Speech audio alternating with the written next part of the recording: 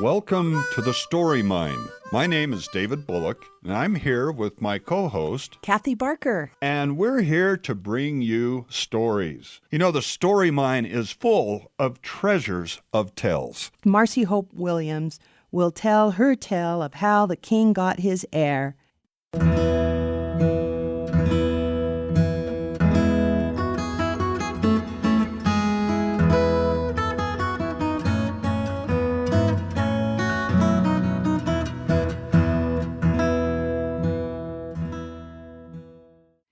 Once upon a time, in a land far, far away, where knights in shining armor slay fire-breathing dragons, there lived a man, a king, who ruled his kingdom with an iron rod. Of course the people did not like him. They would make snide remarks behind his back as he passed in the courtyard. His gestures were quite easy to imitate. A stately, leisurely gait, shoulders uplifted and arched backward, chest puffed forward, back held as straight as an arrow, a large pouch protruding from his lower abdomen, and his nose, most importantly, raised and tilted slightly upward, as high as his neck would physically allow. Now the king was aware of how the townspeople felt, but he honestly could not figure out how to maintain order in his kingdom without somehow controlling the peasants. On and on it went until one day a beautiful milkmaid named Aurora was sighted by the king.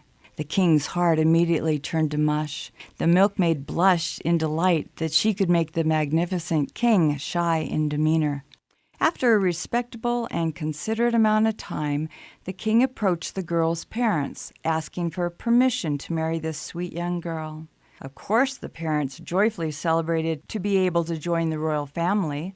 Soon afterward, up went the noses of Aurora's parents, for now they truly believed that they stood above the peasants, which they had been. Previous neighbors and friends now cast their faces away from the Rosenthals and spoke behind their backs, too, as they passed in the courtyard. As you guessed, they too had adopted the royal posture, a stately, leisurely gait, shoulders uplifted and arched backward, chest puffed forward, back held as straight as an arrow, a medium-sized pouch protruding from their lower abdomens, and their noses, most importantly, raised and tilted slightly upward as high as their neck would physically allow. But indeed, the transformation of Aurora was also causing much to do in the town. Even her own parents did not understand the change in their daughter's behavior, although she too had adopted the royal posture, but something was different. Many, many years passed, and so it happened that the son that Aurora had borne now searched for a fair maiden to wed. He found a magnificent-looking peasant girl, a townsperson, fell in love, and the two were joined in matrimony. On and on, by, it wasn't too long before the new bride began to change. The townspeople became aware and again began recognizing the same distinct pattern. Peasant gone royal, exchanging their natural posture for this royal stature. Bewilderment overtook the townspeople once again, but this time they did not choose to let this puzzle bother them.